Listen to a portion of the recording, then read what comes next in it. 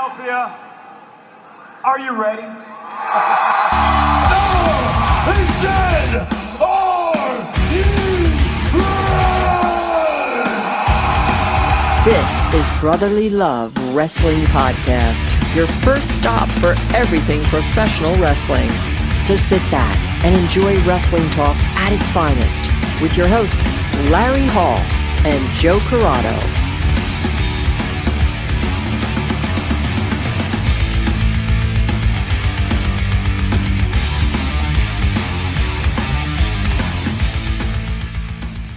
Today on our show, we have a guest that I didn't think we would actually ever have on our show from Broad Street Hockey. We have Bill Matz. Bill, welcome to the show. Hey, everybody. How you doing? So it sounds a little weird to say that you're from Broad Street Hockey, but you also have done a wrestling podcast. You're a big wrestling fan, so that's really why we're having you on today. Yeah. I used to host a show called Smarks and Stripes. Officially, it's still on hiatus over at radio.com, Sports Radio 94 WIP. But it's just kind of fallen off a bit with pandemic and everything, recording rules over at the studio. But yeah, I love wrestling. I was real happy to get the invite. Happy to be here today. You check all the boxes. You check the wrestling fan, the hockey fan, Philadelphia. I mean, it just makes sense. Like the perfect world. You just all tied together.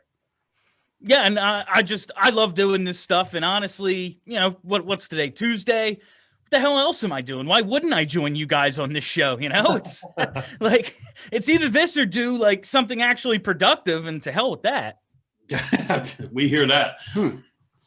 So this show isn't productive. Well, are you trying to say that we don't really contribute to any part of society? I'd have to decorate my house for Christmas. Now that's being taken care of. Okay, nice. By a guy, you know a guy? Yeah. Yeah, my wife, she's taking care of it. There you go.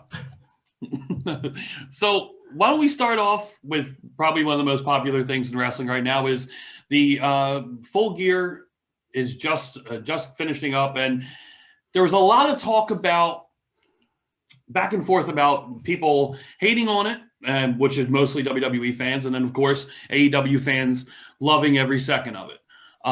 We always kind of fall in the middle, and there are certain matches that stuck out, certain moments that happened. So let's go with since you're wearing the Darby Allin shirt, let's go with Cody and Darby and what you thought of him actually getting the title and being the face of TNT.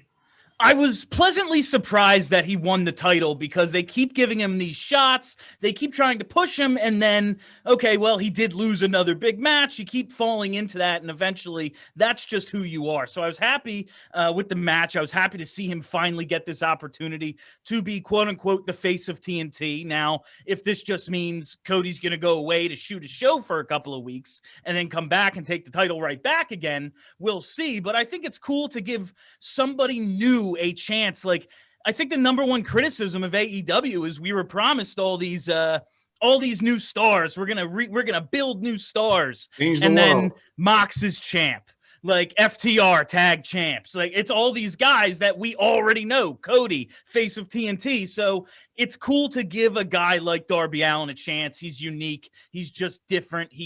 I think he represents the style of the territory a bit. So I'm just happy with it. I thought the match was very good, better than expected. And I'm looking forward to seeing where it goes.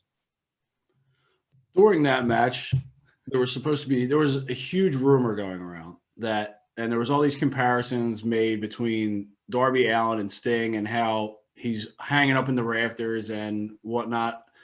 And I personally thought that I hated it. Well, side note, Sting's my favorite wrestler of all time, and I could leave or take Darby Allin, but I didn't like that they were trying to build towards that. Like, I didn't like that, like, they were trying to make this comparison about, because just because he's sitting in the rafters and he has face paint, the two couldn't be further apart from each other. But I will say this is a side story. They did trick my dad into renting Full Gear because he is also a huge Sting fan. So they duped him into $60, which I guess is what the ultimate goal is. Yeah. Get the rumor mill going and you squeeze every little cent out of it. Yeah. So I don't hate him for it, but I hold a little animosity for them tricking my father. Yeah, I just like the thing with Sting, like that made that Crow character so great is that he became alienated, and that's why he took on that persona. Like Darby Allin showed up this way. He was already like the standoffish dick with face paint, like dark and what's Ricky Starks call him, emo. Like honestly, I love him because he looks like half the kids I hung out with in high school. Like that's like these are the shows I went to on Friday nights with my friends. This is what half the people looked like. That's why I like Darby Allin. But yeah, any sort of comparison to Sting, it's like, oh yeah, it's a comparison to remember that Joe Montana? Like, how do you compare to? How does anything compare to Sting? Like, you can't compare shit to Sting. I'm sorry if I'm not allowed to swear. You're good. That'll fly. It's funny though that it always happens first, and then you're like, "Was I allowed to do that?" Well, you kind of just did it. We're not sensitive. Like it's always like that secondary thing. Always. Like, can I? Yeah, well, you kind of did. So let's just roll with it. Yeah. But no, knowing me, if you've ever watched our show, that's usually every other word for me. Yeah, is a curse. So we're fucking good. Awesome. All right, so I don't want to spend too much time on each one. There's a couple. I actually went back today and this afternoon and watched a couple of the main matches because I wanted to get just another and refresher. The Young Bucks and FTR match, and you were saying about FTR holding the titles and Young Bucks finally getting that title. And I think with that stipulation of them never challenging for the tag titles again, just like Cody did, having to win because it really puts you in a corner if not. I don't know I still don't know if it was the right time for the Young Bucks. I like where they were going and where they are going with this edge that they're giving them. And FTR, like all the things that FTR brings, I think could have gone, I don't know, a little longer. I wanted to see the Bucks chase a little bit longer.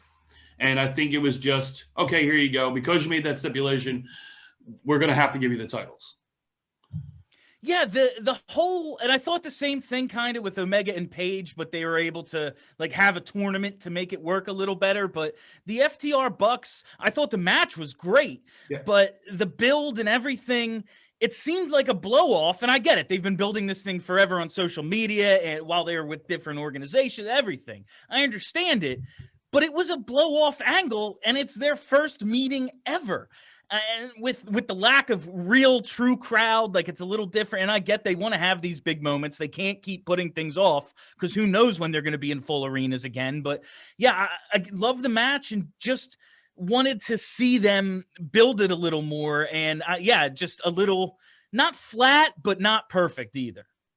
Now, do you think it hurts them in the long run when they blow their load kind of this quickly? Like this should have been a massive build. This should have meant probably 2 to 3 pay-per-views and build that long because you're right. Social media takes a little bit away because you don't have that. You don't have all the eyes on it. Now that you're on national TV, you have all the eyes where you're gonna want to build for them visually, not just tweets back and forth and whatnot and putting still shots. So getting it over with this quick, and these are your 2 tops.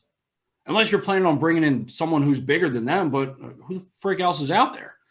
Like, it feels like the Road Warriors ain't showing up, Like no, I don't know who else like tops these guys. I thought this had a chance to close the show. Honestly, like I understand the top belt's the top belt, but not a single person alive thought Eddie Kingston was walking away with this thing. With the Bucks having this stipulation and Cody already having lost with the stipulation kind of built maybe the EVPs are going to just kind of not be in the title picture and they're going to help build other people. So I like that end, but this could have gone so much longer. And with, with the ban from ringside stipulation, just everything going on there, I thought it did hurt them. It is kind of a blow your load situation. Clean finish, all that. I don't know. It just could have been an epic rivalry, and maybe it still will be. I'm sure they're going to have plenty of matches and they're all going to be great, but too early. I mean, it could turn out to be like their Usos New Day. Yeah. Could very well be that. And there's no one that would say it couldn't be. Mm-hmm. And especially if you, the good thing about AEW is they have people they can keep throwing in there to mix it up with. Like it doesn't have to be just them two Like they have 3 or 4 other top tag teams in their division that they could filter in there as well. So they can always come back to it and keep coming back to it and keep coming back to it, which is nice. Yeah, and with, pay-per-view only so often, like if you skip one between these two and then they're right back in a couple of months, like, all right, it's been 6 months since we've seen this on a pay-per-view. It's not like we're doing it over and over again. Like all of a sudden, we can throw it back to Private Party beating the Bucks in the original tournament for the tag title. Well, Private Party, they've been building them a little bit. Suddenly they're contenders. Like, so there are so many options to go to, and you can always fall back on, like New Day Usos. You can always just fall back on, well, FTR Bucks will be great. Here you go. Well, and I think with AEW, you have so many options. I feel that this division, you're still kind of holding back a ton of talent. And like they said when they started AEW is they want this to be the tag team destination. They want it to be tag team wrestling. And I think it's kind of fallen short a little bit of that expectation. I mean, every tag match that we've seen so far from AEW has been great. But I don't think, and of course, it's only a 2-hour show. You only have 4 pay-per-views, so you can't feature everybody. But with teams like, the Best Friends got their push in the beginning, and now they're falling a little behind. But you had the Lucha Brothers still, like you said, Private Party. Their Lucha Express seems to be their AEW darlings right now. Yeah. Working a lot when helping the young people that aren't on the contract in the matches. But like, I want to see maybe a tag tournament again, but a extended tag tournament, not just like in the beginning. So I think that's the one thing I'm hoping with the Bucks having the titles, maybe moving in that direction and having more tag team action. Yeah, that would be awesome. Like instead of like a, single elimination tournament, say more like a thing like New Japan does where everybody wrestles everybody. And then at the end, we have people move on and just kind of see what teams are left standing. Like I would love an elongated sort of tournament situation where we build up as many teams as possible. And just because they lose doesn't mean they're out. Just because they win doesn't mean they're going to the final. Like I would like to see something like, I think that's with the rankings, the way they do rankings, I think that's the best way to go about it. Yeah. Their rankings kind of, they saddle them a little bit when they do because they're not as consistent as they'd like you to believe with it. And they really haven't explained it that well of like, okay, it's a strength of competition, like who you beat. Like that doesn't resonate with a wrestling fan because they already know that, all right, well, it was already pre-decided. Like now you're just, you're getting good matches. It's just, the ratings kind of hurt them, I feel. I think you can book yourself into a box with ratings. Like, all right, well, they're number one, so clearly they're the contenders. That's the only story we're going to tell. Like, so the way they have gone about with some tournaments and things lately, I do like, okay, we have 4 teams. They're all basically even. Let's throw them all against each other. So I think that's kind of their way around it. But yeah, the ratings it seems stagnated. They're not as dependent on them. And I'm fine with that. I don't care if there are no ratings, but you always, they told us this was going to be like real sports. Well, we knew it wasn't going to be because it's goddamn professional wrestling. Like watch UFC if you want that. Like, how real is that anymore? Yeah. So I'm looking forward to seeing what they do with the tag division. Obviously, it can always end up shitty, or they can do a good job. I'm pretty happy overall at the pay-per-view and the way things are going. We'll see what they do. Speaking of tag division, do you think that they put Miro in a tag team right away so they didn't fall into that same trap that they were falling into, as that WWE big name comes over now automatically in main title picture? Yeah, and especially like if you have champs that you don't want to take the titles off of, okay, guy lost right away. Boom. Thanks for that. Thanks for that big build for 3 weeks. And now suddenly they're relegated to dark for a month, and then they show back up and we're supposed to just believe they're monsters again. I do think that definitely had something to do with it. And it's not like there's very little shine left on the Miro Rusev. Like we've seen him broken down to a point where, yeah, it's cool that he's there, but he's not coming in as a top guy of any sort. Which makes you think, like, why wasn't he ever? Is that the reason he was never the top guy there? Yeah, I mean, definitely. Listen, I liked Rusev, but I'm not going to sit here and pretend to be like, oh, yeah, Miro, he's the man. This is the dude they need to push to the very top. He's a superstar. Like, he's a nice piece of a roster who got over doing, Rusev Day. Like, cool, awesome. And, he was a better than average foreign villain. All right, what else do you got? Yeah, I really don't see this video game angle really sinking in and just becoming this overly over sensation. Yeah, they man, like they are really banking on, and they do it with I think they do it with Omega too. Like they're just really banking on this crossover of Twitch gamer audience. Like, yes, that is a part of your audience, but I own a PS3. This does not resonate with me at all. It does nothing. I was playing Guitar Hero, and all of a sudden, yeah, this does nothing for me. Like, oh wow, yeah, it's cool video game stuff. All right, you broke my game. I got mad at my friends for this when I was a child. I had a 32X that my buddy broke. I was pissed about that, but we didn't get into a professional wrestling feud over it. But imagine if you did. Yeah, exactly. That shit would have got over, man. So I want to ask about your thoughts about the main event. And I say that because I feel that, and like you said, the Bucks FTR probably should have main evented that show. And I don't know if it was only me, but I felt like it kind of fell short a little bit. I don't know if it was because I believe that Kingston should have won. I never believed for a second that he was going to win, but I believe that you're going to get all the eyes from Moxley, from Miro, from FTR. Jericho. You're going to get the Jericho. You're going to get them anyway. You're going to get they're already there.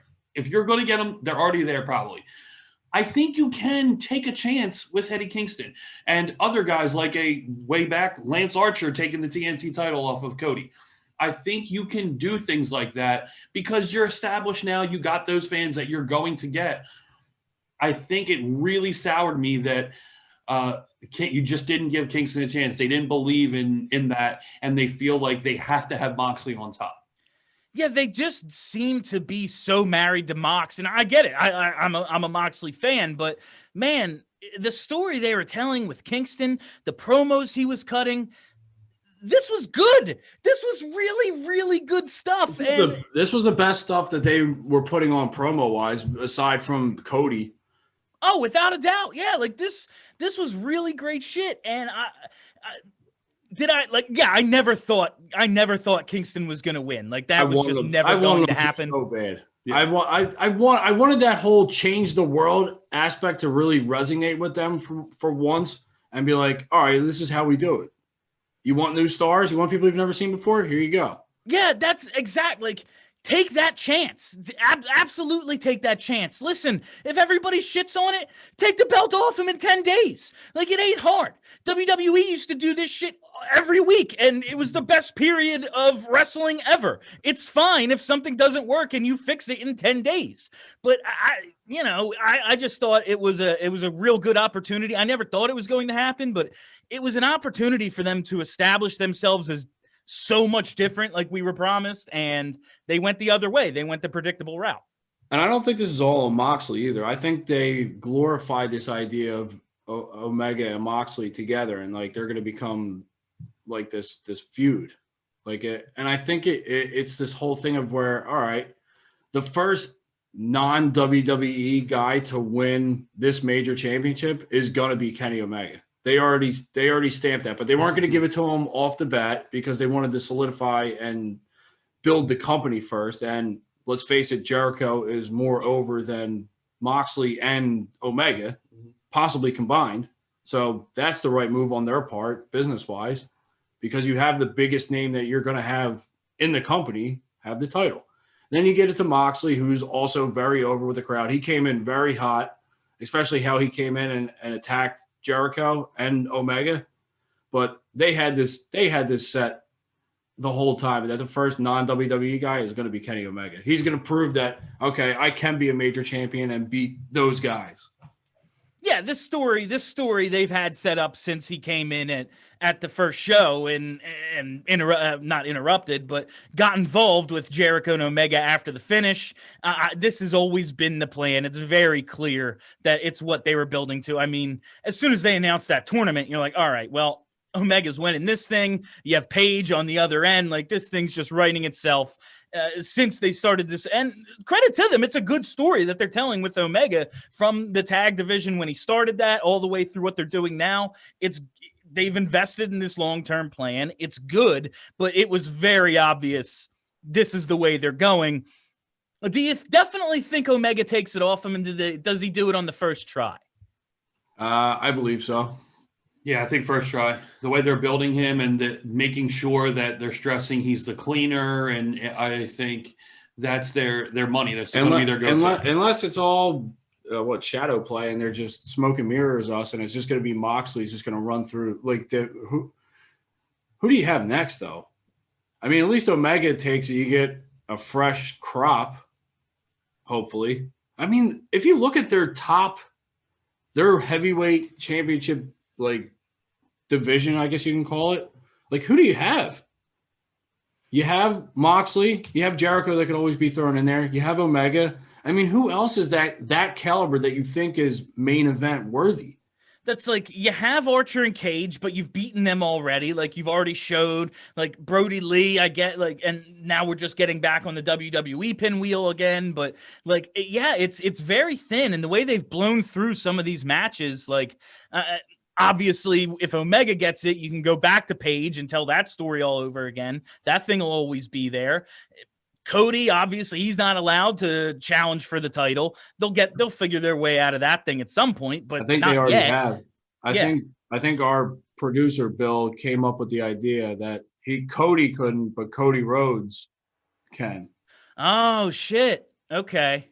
Yeah, that's not bad. That's not bad. I always and it makes sense, and it's something that he would do. Yeah, that's good shit. My idea was always like MJF becomes champ, but suddenly the TNT title is on par with that, and MJF challenges him, and it becomes title versus title. Like, that was my thought. So he can't challenge, but he can be challenged. Something along those lines. I actually like that idea a little bit better. Yeah, this name thing is definitely more thought out. I can see Cody doing that too. Yes. Yeah, absolutely. And now that you bring up MJF, I'm glad you brought him up, because he should have been the one. He's your face. Well, not your face, but the face. He's the future. Yeah, and that's give him he the was title. The guy.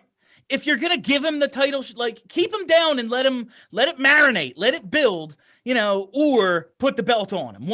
Rock was IC champ for like 9 months before he gets into the world title picture at the end of '98. Like, that's what I was thinking with MJF, but to just give him the shot and beat him, and he always has the out. Well, Mox used the double arm, and that was illegal, so he always has that to fall back on. But still, like, it's not like someone came in and tased him or something. Like, he lost the fucking match. So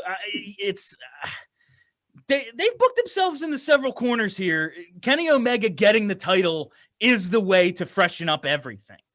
Yes, but MJF was the way to broaden it, to broaden that heavyweight title picture, because he can be challenged by almost anybody. He's not overpowering anyone. He's just out-weaseling people, which is what he's supposed to be doing. So you can bring more people in, and it's more believable that he's going to get beat. But he's that good at working a crowd that he doesn't. He always finds a way around it. And then suddenly, like, if MJF is champion, if Jungle Boy gets a shot on a random Wednesday, it's like, yo, this might be the time where they give us that swerve. Like, exactly. When Jericho's champ, guess what's not going to happen? Boy beating him for the title. Yes. Like, that's just not the way it's going to be. Same thing with Moxley. He's too high on the food chain. Yeah, way too much. And I get wanting to, like you said, they want to establish these titles. They want them to be on top guys, especially where 13 months into the company, just existing. Like, it's going to be, they're going to get there, but I just think they've blown through too many matches on the way. I agree. Unless they have a couple tricks up their sleeve where they've got some guaranteed names coming their way that are going to be automatically in there. Like I know Ricochet's name was thrown around there because he didn't re-up his contract. And I mean, that would only make sense, but he might again get thrown into the tag picture with Seidel. That would actually be pretty sweet. I'd enjoy that. And that's not really a mega name. That's not like someone that you're going to come in there and be like, all right, he's going to beat Moxley. I mean, it's just, they need to start building. They actually need to start building some people, because even the names that they're going to bring in from the indies, they're not going to be those top names that you want. You got to build them too. No, and we already know, like, they're not going to put those guys over immediately. Like Brian Cage, maybe not from the indies, but he's an indie star, you know? And what did they do with him right away? Like, yeah, he's got this thing with Taz going on and the FTR title. I guess that's, or FTW title. I guess that's something. But like, you know, they beat him right away, and then that's that. Yeah. They're not going to put these guys over immediately. So, yeah, like Ricochet coming in, everyone who knows about Prince Puma is going to love it, but everyone else is going to go, oh, yeah, that dude who couldn't get over in WWE. Awesome. Yeah, it's really, I mean, they're putting on great content and good shows. It's just that when you actually stop to think about it, you're like, I mean, it's fun, but where is it going? And how is it going to get there? Oh, yeah. I mean, wrestling is the journey. It's the constant, okay, and then what? And then what's next? That's what wrestling has always been. It's this long-running soap opera that never ends, but they have put themselves in so many of these situations where it's like, well, yeah, Omega has to beat Mox, because then what happens? Say they keep the title on Mox. Then what? Well, something we've already done. Something we've already done, or they could have a magic trick up their sleeve or something, but that would just entail an either WWE guy that just got fired, or they're going to bring in another legend or something. And that's, I think, I was listening to something. I can't remember what podcast it was, but they were talking like, how can you can't already be leaning on legends and things. Like no. we're a year in and we're already going like, yeah, nostalgia. Moreover than our guys. Like, my God, what nostalgia? You don't even exist. like I get that we've all, like, all your fans are lifelong wrestling fans, but like, I don't know. I'm a big fan of Eric Bischoff, but I don't need to see him on the show a couple of times in a few weeks. Like, Vicky Guerrero. Like, who's the biggest name that, like, AJ Styles ain't coming over? Like, Daniel Bryan ain't coming over. Who's the big name that they could actually, like, entice into signing the contract to be a pro wrestler? Like, not a sports entertainer. You're gonna go be a pro wrestler. I don't think it would come from WWE. I think it would come from Japan. Okay. I think it would have to, and they would have to bring those eyes. Like, if they could somehow, it would never happen, but if they can get, like, Okada or Ospreay over, it would just. Or Naida. Yeah. Yeah, that would blow up. I just, like, if your goal is mainstream attention, and which it seems to be with Cody doing TNT shows and all that, like, how much of a number does that pop for you? It doesn't, because Nakamura didn't do it. Yeah, exactly. Yeah, yes, 100%. And unfortunately, Asuka has gotten herself to a point of where she's probably the top. Besides Sasha, Bailey, Charlotte, Becky, then it would be Asuka, which I guess fifth in line's not that good. No, it's not. Well, to be fair, like, the women's division in WWE is fairly over. It's not what it was a couple of years ago, but it's still, like, to me, it's the best thing they've done in the last 7 years is their women's division over this time with the four horsewomen. Once they started focusing less on, like, what they were doing and more on actual in-ring work, it took off. Oh, 100%. And they added NXT and had NXT do it too, because now NXT does it better than the main brand. Oh, yeah, easily. Well, I think with AEW and what it's lacking, I think, honestly, is another show. Because you have so many guys. I mean, even, like, who I like seeing a lot of, but you really don't see him, Will Hobbs is very good in the ring. He needs a little bit more character development and more promo time, but he's really good. Like you said, Brian Cage, Archer, Joey Janela, Sonny Kiss. I mean, the list keeps going on and on and on of a lot of people that aren't really able to fit in.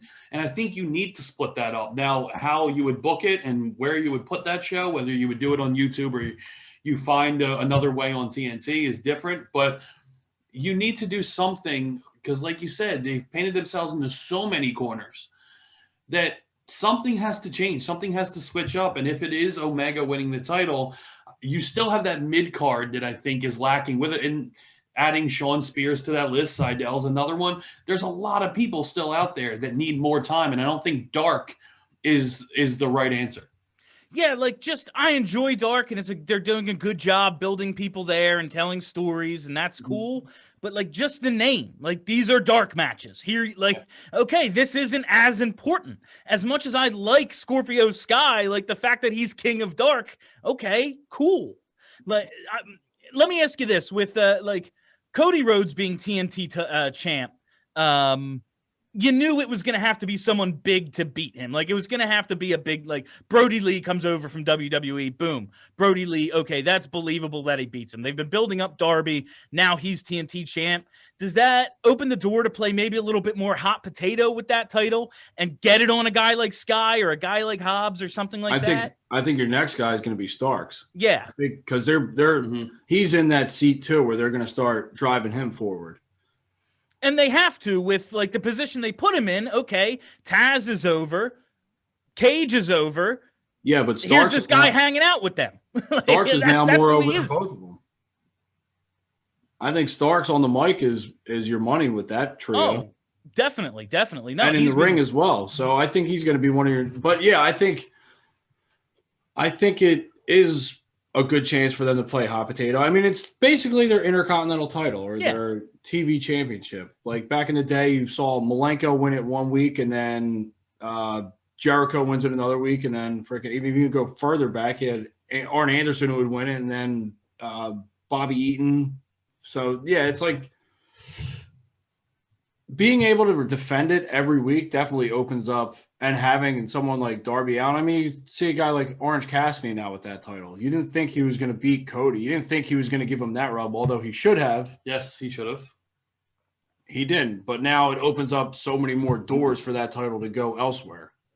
With Cody, and I think Cody was booking himself Triple H all the way. Oh, well, yeah. I mean, come on. That's what Cody wants, and that's what Cody thinks he is. So that's what he wants to, and not being able to win the world title. Okay, no, I'm just going to establish this title that has our TV branding on it.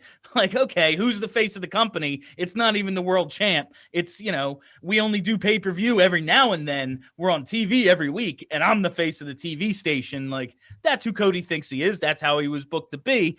Now you can start moving it around a little and building other guys that way. I'm looking forward to that at least. Yeah.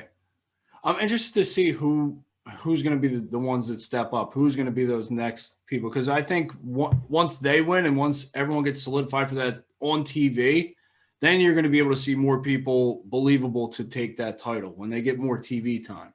Now, if they just go recycling and it's Cody, Darby, mix in a Brian Cage here and there, and sprinkle in, then you're never going to have those people that are lower than them elevated. Like Larry was saying, a Seidel, like you were saying, a Scorpio Sky. Those are two believable people to beat Darby Allin. Yeah. Very, very believable.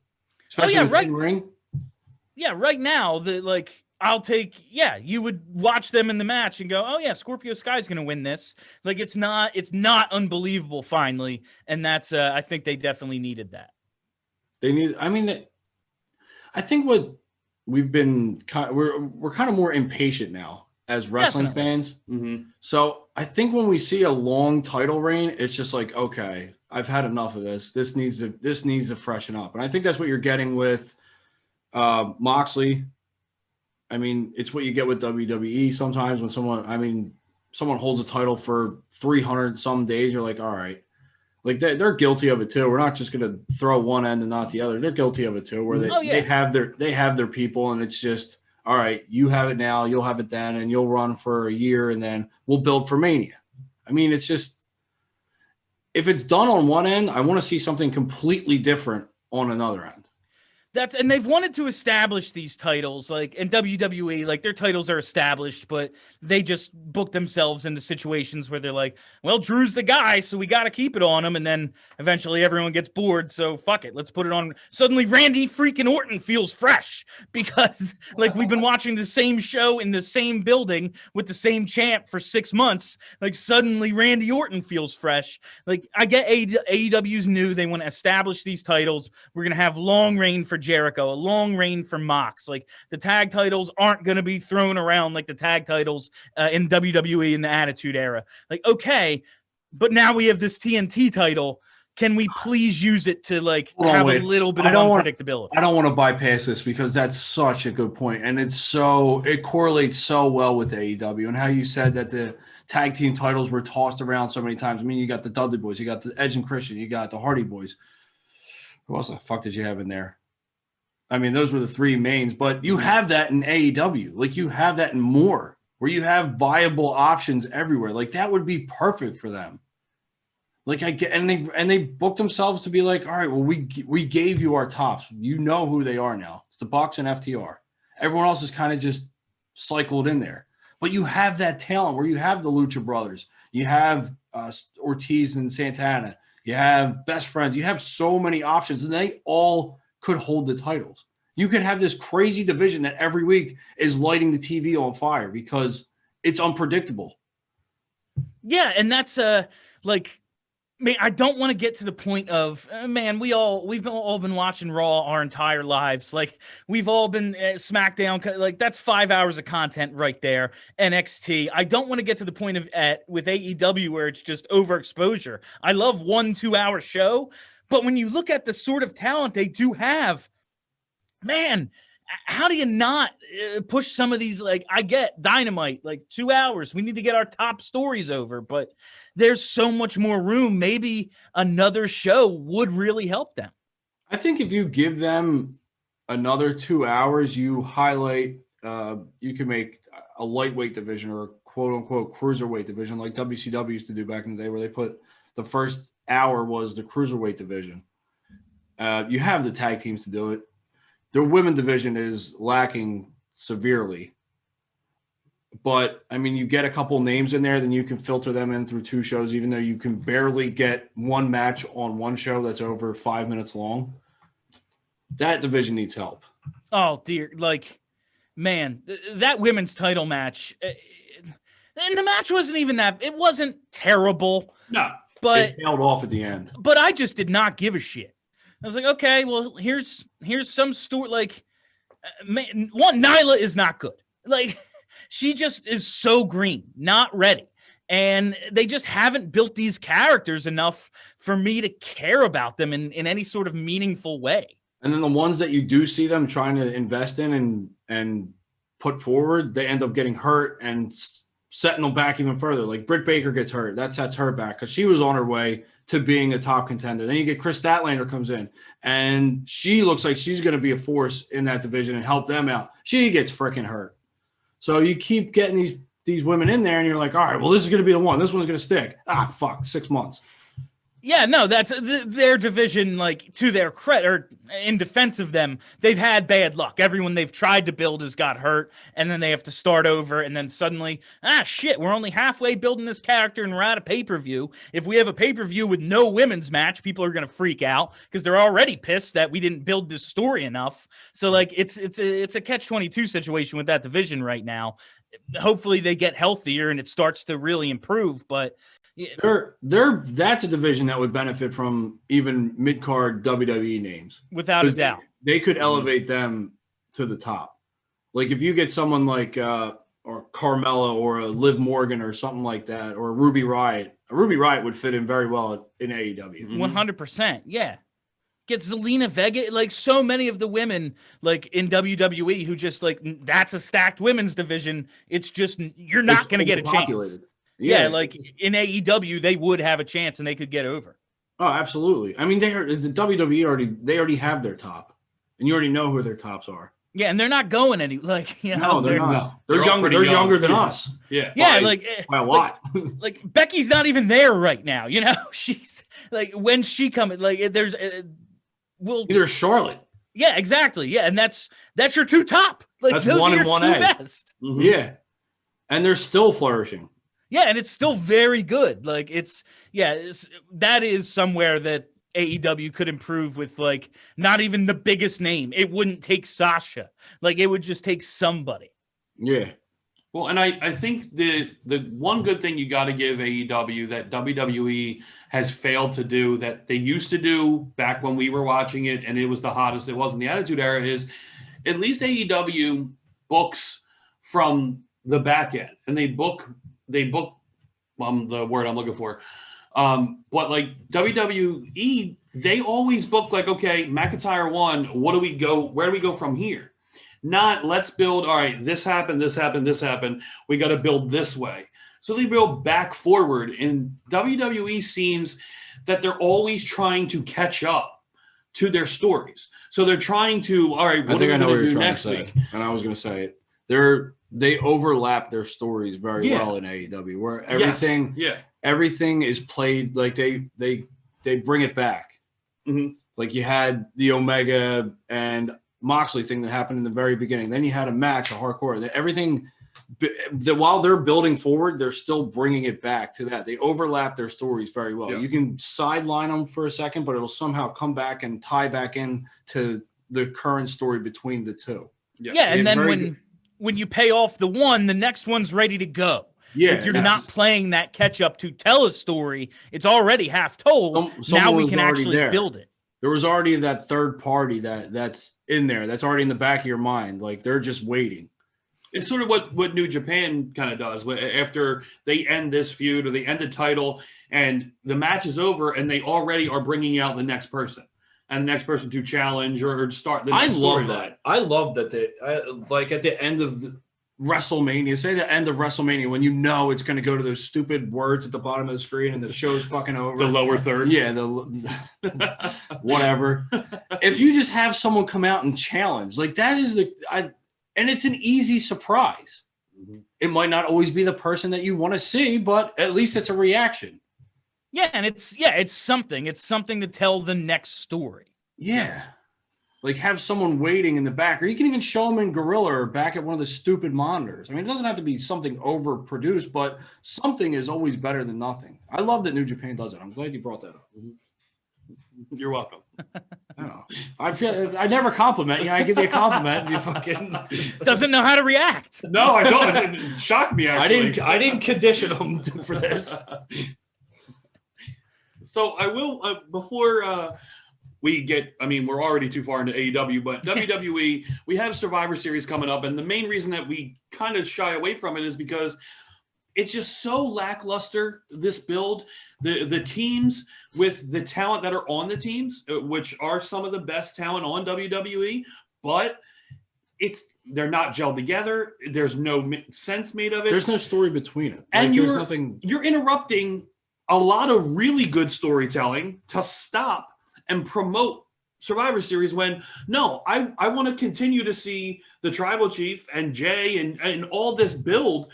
I still want to see that. I don't give a shit that Survivor Series is coming up and you're taking some of the guys away to do 5-on-5 Raw versus SmackDown. I care less. It hurts them that they have brands. That's why I think that's why Survivor Series has lost its luster or whatever you want to call it. Like if they were all one cohesive group, there would have been a story built up between team versus team. Now that it's this whole competition for what? Ratings for who's to say they're better? That's my biggest problem with it. Like I see an opportunity to like tell the brand versus brand story, but other than, brand supremacy, what does the captain of Team Raw get for winning? Like, why does he give a shit about what Stephanie McMahon or whoever, like, I get to tell dad I'm the number one kid. Like, why does anyone care about that? I wipe my own ass. I wipe my own ass. What exactly? 100%. Like, it's an easy thing, like, for one of the GMs or whoever to just put their arm around AJ Styles and be like, guess who's the number one contender if we win this one? Like, problem solved. Boom, story, reason for him to be in this match other than, well, we got this pay-per-view coming up. And to like another point, it's very obvious they don't have a long-term plan because they do just drop everything, interrupt it, do this show, and then on Monday after the show, we're going to be right back to where we were. Exactly. It's like a standalone comic book. It's like its own, this other thing happens, and then, at the end of November, we'll be back to this. I get the concept and how it's always been, but if they're going to do it and they're going to stop it, make it special. Make everything a stipulation. Make everything a gimmick match. Do something that every match is fun, and there's a reason that we're stopping everything, and we're all just going to come together and have brand versus brand. We're going to go out there and beat the shit out of each other. Like just war games. Yeah, just do like something like that, or make it like a fucking a hardcore heaven pay-per-view where everything's got a different hardcore. Well, I guess they can't do it in this era, but yeah, softcore. Yeah, that might get weird. That's what I was thinking. No, but it's like the TLCs from okay, we have a TLC match. We also have a tables match. We also have okay, build it somehow other than it's Raw versus SmackDown. Let's see who qualifies. And now we're here at the show. Here are the winners. Okay, cool. They had it when they had NXT there. At least it freshened it up a little bit. Yeah, at least NXT, okay, their story is we're fighting to prove we're on equal footing. That at least it was a story of some kind. And then they fucking completely squashed that because they proved that they were on equal footing, and then they all got abolished back to and then see ya. Yeah. The only reason that I probably most people, well, aside from the fact you're conditioned to watch WWE and WWE pay-per-views. Those bastards. The main reason I know that I'm going to be watching, and most people, is The Undertaker. This final farewell. I don't know how final it's going to be. How many final countdowns does this guy fucking have? Jesus Christ. He's still The Undertaker. 30 years ago, he made his debut, so it's still... How much do you want to bet that we're saying this 5 years from now? I don't want to take that bet because I don't want to lose money. Because it's impossible. They're going to try and get him to his 50-year anniversary. He's going to have to carry the fuck out. He's going to have to come on one of those old ring. He will literally be in a casket by the time they are done, and that's how we're going to have him come to the ring. In Mortal Kombat 2, the final boss, the throne, I want Undertaker just sitting there on a throne watching everything. And that's the finale. Instead of winning the Rumble, you get a title shot after you're the last man standing, and then you beat the Undertaker. Now you're the title. But see, at that point, it's going to be Taker forever. It would have to be Weekend at Bernie's with the Undertaker. What was that? Have to be. That's not a bad gimmick, though. I'd love to see the Undertaker's Weekend at Bernie's. He's already broken kayfabe, so why don't we just fuck around with him now? Yeah, exactly. Get him on the New Day podcast. Oh God, you want to see fucking the most awkward podcast of all time? That would probably be it. Mm-hmm. He would have no idea what the hell they were talking about. No. None whatsoever. I mean, he got lucky with Stone Cold. At least they are on the same wavelength. Yeah, a couple of good old boys drinking Jack, yeah, telling Vince stories. The only two in the company who are allowed to tell them. Yeah. Yes, exactly. The only two that earn the right to tell Vince stories. There's no one like that anymore. There's just no one there that could get to that level. And I love that we always ask this question. We don't always ask it, but we ask it sometimes. Who is that next megastar? Who's that next Hogan, Rock, Austin, Michaels, Cena. Undertaker, Cena? Can you see one? I mean, I guess if either not here yet, hasn't, or it's just Roman, whether we like it or not.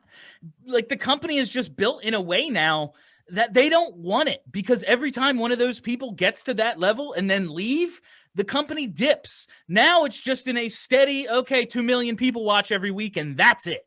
But it'll never you have your ups and downs, but it's always just going to be this. We have our audience. There's no goddamn live audience, and they're having their most successful year ever. They're a traveling company. They're the circus. And yet somehow they're making more money than they ever have. So I just think it's not set up for there to be a Hogan or be an Austin anymore. There would have to be someone that came through and was so undeniable that you had to make them. But the problem is that those people that we're talking about always had very, very elevated counterparts. Like Hogan had Macho Man. Hogan had Warrior. Andre. Piper. Yeah. I mean, and then you have Rock, Austin, Taker, Kurt Angle, Hunter, Mankind, Shawn Michaels, Bret Hart. I mean, you go down that list. There was a lot of top guys. If there's one top guy, that might be it. There's no like top tier level. Like there was top tier levels. Like even you go Edge and Angle again, and Orton and Batista and Triple H. I mean, there was those eras where there was still people that were 3, 4, 5, 6 people that you could see them being the top of the company. You don't have 5, 6, 7 people anymore. No, like think about the first elimination chamber, or that the Hell in a Cell, the 6-man Hell in a Cell. Like, yeah, Rikishi was in it, but let's forget about like 5 of those but he was guys. only there for the spot. Yeah. Exactly. Yeah. Someone had to fall, and it wasn't going to be one of the guys they have all that money invested in. Like, okay, you ran Rock over. Yeah. You got your, like, here you go. You get to fall off the cage. But like, you had a match with 5, 6 guys, all of them believable to leave with the title. Like, say they do that 6-man Hell in a Cell now. Yeah, Roman's walking away with the belt. Yeah, like, if Roman's in it, I mean, they already did it. They had Strowman in there, and he was destroying people, and that's when he should have won. But Roman went over. Yeah. They did it right with Baszler. Baszler legitimately beat the shit out of everybody and just squashed it. That was awesome. It was a squash match elimination chamber. How fucking crazy is that? They won't do it for the men though. That was what, for December to Dismember? That was Paul Heyman's idea for Punk. Yes. And he's the first one out because the show, like, and Vince was like, yeah, go fuck yourself. Punk's the first one eliminated. Yeah. That's the thing. He's another one. You add him with Cena. I mean, that gets a little bit more weary because then it was Cena, Punk, Swagger, and Del Rio. Yeah. Del Rio. Yeah. I mean, then you start taking a big dip. Well, that's a time period of like, that was a down time. It's the end of Cena. And that's like, they don't want eras like that anymore. They like having they have depth. They have no height though. Like it's okay. The middle of our roster, real solid, nothing at the top, but everyone knows all of these characters. That's a good point. You think about it like that. So but do you think they're afraid to get those people to that point? I just, or do you think that you just can't? You just physically can't. Like you can't get a Keith Lee to be that big. You can't get a McIntyre. You can't get a Strowman to be that big because there's pretty much your top tier. You tried it with Corbin, but you kept pushing him backwards. Yeah, it just like I think about like I mentioned the Rock's IC title run earlier. Like you just need to have that kind of confidence in a guy where you let him go be that heel. Like, yeah, it's people are going to get real annoyed with it, but they did it with the Miz a little bit with the IC title. Like, okay, you're going to go heel it up and people might get annoyed in the middle, but we're going to keep doing it until people recognize that this is some really good shit. And then we can elevate you from there. And they just don't seem to have that patience. No. Well, they don't, and the fans don't. We don't. No. Mm-hmm. That's the problem. It's kind of like we want something new every week. Like we want, like, there's a new hot topic or a hot button issue every week. Like, okay, so they're starting to go one way. Well, how come they're not pushing this person now? Well, this person deserves a chance. Like everyone wants there's a certain group that want a certain person pushed. So you can't like listen to the people because if we push everybody, who the fuck? There's going to be no one in the mid card. Yeah, no, and then like who do they beat? Because one loss equals bury. We all know that. If you lose, you're buried. Well, yeah, Shawn Michaels got buried at every WrestleMania. That's why they call him Mr. WrestleMania because he had to sweep up every week. Think about Roman in the Rumble. Like the year Batista wins, Roman's the hottest thing in the world. People are chanting for him. People are dying for him. Yeah, next year. There's almost a revolt. People almost rush the ring to get Roman eliminated. Mm-hmm. Yes, welcome to Philadelphia. Fickle. So before we wrap up, I already said this to Joe before you came on. I already gave him the heads up. Yeah. So we have to talk Flyers hockey because, well, you're from Broad Street Hockey, and I wanted to get just a little bit. What do you think of what the team is going to look like going forward, coming out of last season, and I don't want to say disappointment because they played really well. They didn't belong in the second. You can't say that it was disappointment because they had their hot streak completely stopped. Like, yeah, and they didn't belong in the second round. They didn't even look like they belonged in the first round. They had no business getting out of the first round. And that second round, they did not look. And for them to push as far as they did was surprising. So I was happy that they did push that. But I think that's the biggest what if for Philadelphia sports in 2020 is if the Flyers season doesn't get stopped, do they make it to the Cup? Yeah, no, like they looked like that hot team going in. Yeah, I mean, it was. They were that team, and I'm what they're going to look like going forward. Obviously, in an off season, you're hoping, oh man, okay, free agency, trades, let's make the team better. They got to the second round. Let's now push for a conference final. Let's push for a cup. Let's do that. How many intangibles do you think they're away from that? It's not even so much intangible. It's just if everybody takes the steps, there's like, first of all, if Carter Hart is what he's supposed to be, the rest of the shit don't matter. They're cup contenders. Yeah. Plain and simple, franchise goalie, you're good. You're good to go. Like Travis Konechny had a terrible playoff. Mm-hmm. He's one of their 3-4 best players. Like, if he's just a little better, they make it to the conference final. Like, I know they looked like shit in that second round, but it still went 7. If he gives them something, like a little bit, if Claude Giroux gives them 2 goals, we're in the next round. Yeah, he's like, exactly. Like, just if he just gives them a little bit more, like everybody, I just think it's about the young kids taking another step, obviously crossing your fingers on Nolan Patrick or Morgan Frost to kind of step in and be that third center. You need someone to take that role because that was their biggest hole last year. And then it's just about, Ivan Provorov. Now you have to prove you are a number 1 defenseman. You look like you can be. Let's see if you are. Travis Sanheim, take that next step. Phil Myers. It's a process. And I know after the time we spent developing these guys, it's like, okay, let's go. But it's hard to skip steps. It's really hard to skip steps. And do you see Gostisbehere still being on the team next year? I don't think they're going to give him away for nothing. But to start the year, I see him being on the team. When things start to shake out and they need to add a piece and they have to move that $4.5 million. Yeah, like I see him going during the year. He really he had it and then he just lost it. Yeah. It was just weird. I don't know what the hell happened, but man, I love the guy. Like I'm a fan, but I think maybe he figures it out elsewhere, but I think it's best for all involved if he just gets a fresh start. Yeah, unfortunately, I think you're right. But so, I mean, look, we could keep going. As far as the Flyers talk goes, but we're going to wrap this up here. Bill, thank you so much for taking the time out, talking wrestling with us. We appreciate you coming on. Man, this was a heavy AEW show. It was. It really was. We weren't expecting that. Usually we tie more into the WWE, but they really stopped themselves with this pay-per-view coming up. Yeah.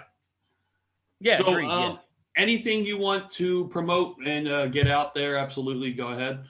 Yeah, like you guys mentioned, I host Broad Street Hockey. That's BSH Radio. Just search Broad Street Hockey wherever there are podcasts, and boom, right there, you find us. We have content all the time, ton of shows. So subscribe to Broad Street Hockey, and I am the technical director on a show called You Better You Bet. It's on the radio.com app, also available wherever there are podcasts. If you're into sports gambling at all, check out You Better You Bet. It is a great time. Now, what's that about? You've got me intrigued. It's an all-around sports gambling show. It's 4 hours. It's every single day. It's live on radio.com from 4 to 8, and then we cut it up into podcast form, and it's there too. So it's a good time. Our host Nick Costos knows what he's talking about. We have pro betting guests on every day. These people who put like my yearly salary on a goddamn Boise State game like it's nothing. Like it's insane, and they dive deep. There's a lot of good information. That's interesting. For all you gamblers out there or people that like to listen to gambling, That's a weird thing to say. Go for it. So, Bill, thanks once again. Really appreciate Oh, wait, it. I got to know who's his all-time. Who's your all-time favorite wrestler? Oh, Mick Foley, Really? without a I doubt. don't hear that very often. No, that's why I wanted to ask, and I was curious. I was like, I gotta throw this in there. I don't normally ask that question, but what as the Foley, not Cactus Jack, not Dude Love? I mean, just all around. it's Mankind, but like, yeah, it's just the fact that he played the characters. Like, I've read his books; they're good. I've read his novels; they're good. Like, I just love the guy. He sacrificed his well-being. He sacrificed the second half of his life to entertain me as a child. Like, that guy ain't gonna be walking right ever. He's gonna have a hard time forever because of what he did, just taking every bump imaginable, and I respect the hell out of that.